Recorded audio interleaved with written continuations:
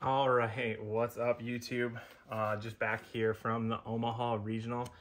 I ended up going undefeated with TEARLAMENT. I say undefeated, especially in quotations. I did go 6-0-2, so 20 points. Unfortunately, missed top four. There was one other person that had 20 points that ended up beating me out for fourth place. Just better tiebreakers. But before we get into the profile, we are getting close to 400 subs, let alone hitting that 500 goal mark. So please hit that subscribe button if you have not. There's a bunch more duels coming up with this deck and different iterations that I've been testing out between the small shit all package with the heroes. Then it evolved into the Revolution Synchron stuff with the Synchro build. And then now to the current kind of state where it is. And then I ended up switching it up just a little bit more before bringing it to Omaha. Deck is great. Real quick, talking about the matchups. My two draws were Makonko and Infernoble. Had to read almost all of their cards. I've never played against either one of those decks. Makonko is super annoying for this deck to deal with. You have to use your Guardian Chimera correctly, which I ended up finding out game 2. And then game 3, just ended up going into that draw. Infernobles ended up going into time game 3, and then he had the Crow at a pivotal moment. I'll kind of talk about later with the extra deck and stopping me from taking game there. The rest of my matchups were 2 Unchained, easiest matchup for this deck. I kind of over prepared for it, but this deck just handles Unchained like no other. This deck has a serious contention for being a really good deck this next coming format, especially with Kashtira pretty much gone, or going to more of a stun variant, which we can handle a lot more than the Arise Heart. And then I did play against one Kashtira that went to time as well and ended up winning in time just by beat him over for 1,000 more damage after he Spooka Dogwood me, which is kind of crazy. And then what were the rest of the matchups here? I played against one Guardian Chimera, 2-0'd that. Then we played against Pearly that I 2-0'd. Heroes was a super close game. Ended up winning it in game 3 because he bricked. And then, man, there was one more matchup here. Pretty sure that's what it is. 2 draws, 2 Unchained, Kashtira, Guardian, Chimera, Hero, and Pearly. Oh, that's all 8. Never mind.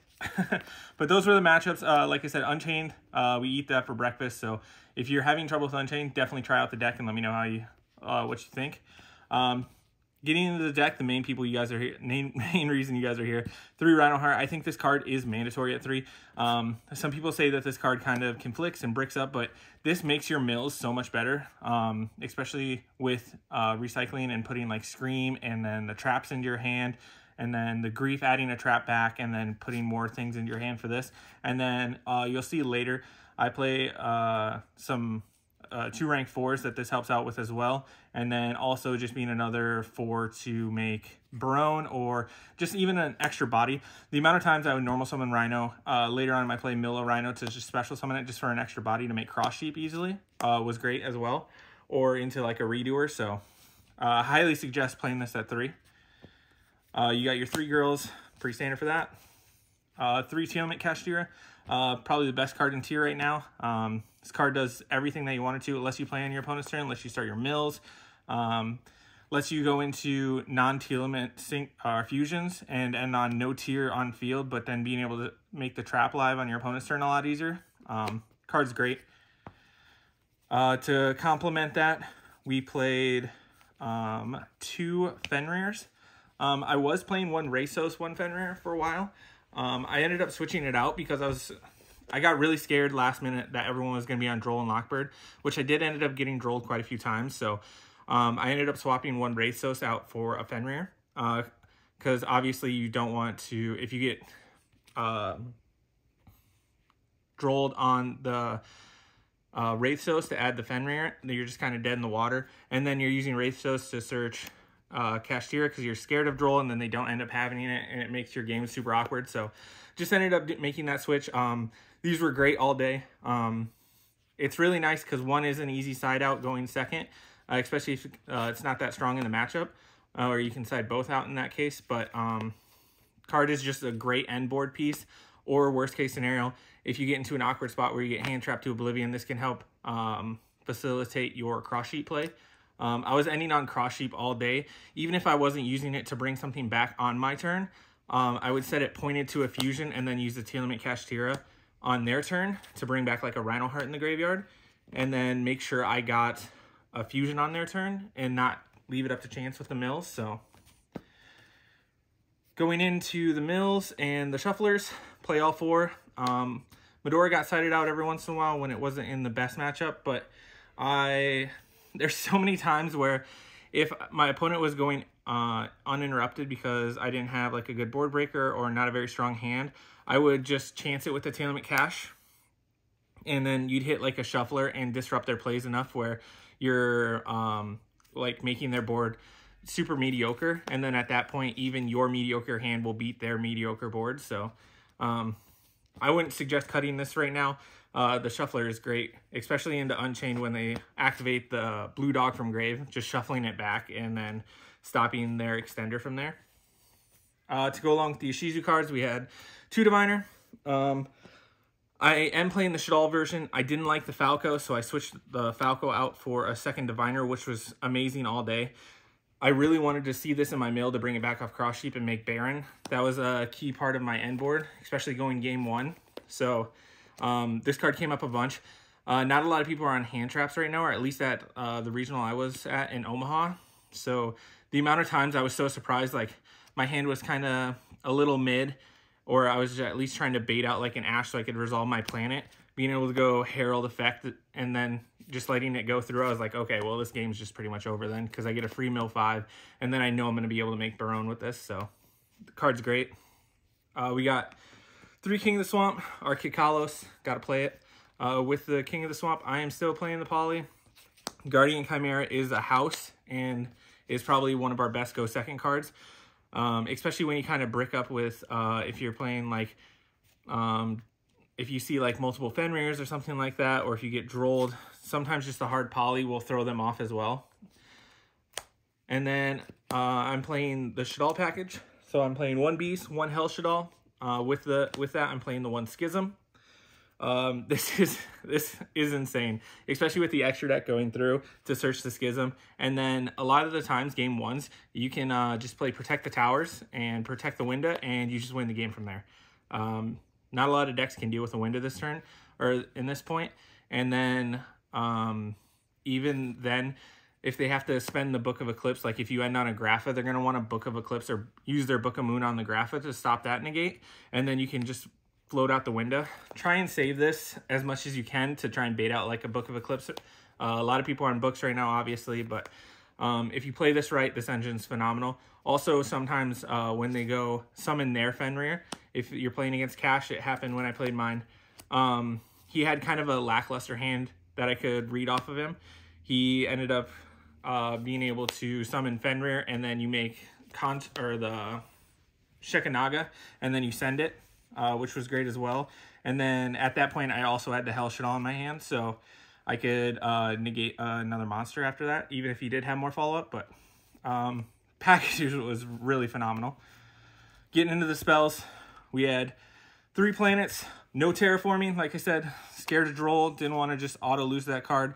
If you terraforming into planet, you just lose if you get drolled, so didn't want that to happen. We got just 2 Scream, all I could fit. This card is phenomenal, especially ending on. I highly suggest, if you can, kind of search this in your combo. If you like kind of went through all your names and you don't need the planet necessarily, this getting an extra 3 on your opponent's turn lets you just play so much more on their turn. 1 Grief, never side this card out. This card is phenomenal as well. I've said phenomenal so many times. I'm just super happy with this deck list, but this card does so much. And then especially going second, I would side out almost all my traps except for like 1 Sulliek, and then making sure to keep this in, so that way as soon as the Sulliek hit the graveyard, I'd banish it as quick as possible, and then as soon as I could start milling as like my entire deck to try and get the Sulliek back in my hand with the Grief mill. So you just got to kind of make sure you're sequencing everything correct. Like if you're going for a mill, the Sulliek's in your graveyard, and you know this is still in deck, even though you're not quite sure if you're going to hit it or not, chain the Tearlament Kashtira in your hand to all of your mill effects, and then just banish the Sulliek. It seems like super simple plays, but not everyone makes those plays, and that's where you lose your consistency points. One Foolish Burial, card's a blowout, card's great. Non-engine, I was playing 3 Book of Moon, and then 2 Talents.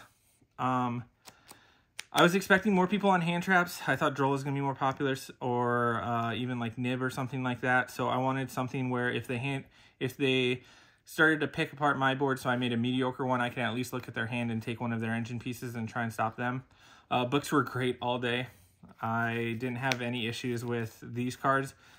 Going into the traps, we had the 1 Meta Noise, 2 Sulliek, and then the 1 Trivy Karma. Pretty standard for trap lineup on that. So all together, that's 40 cards.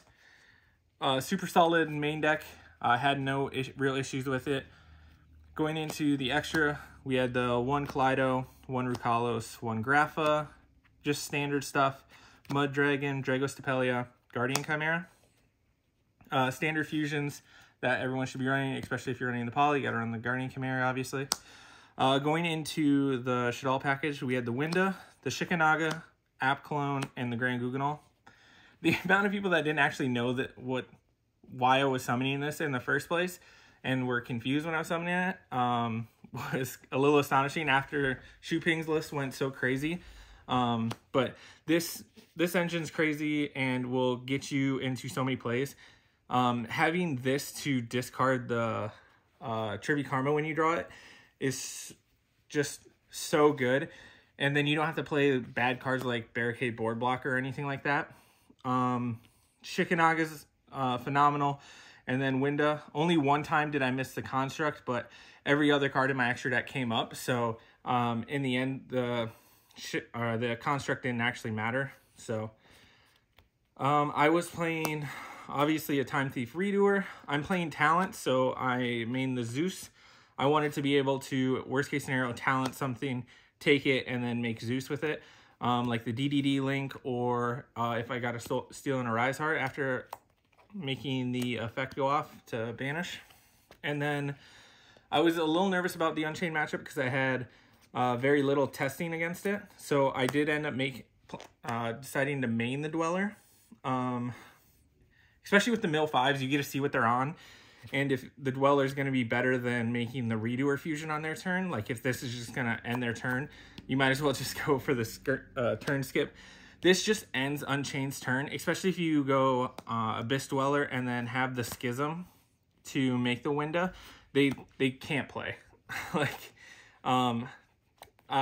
both Unchained players I blew out with the Abyss Dweller. So 1 Cross Sheep, 1 Baron.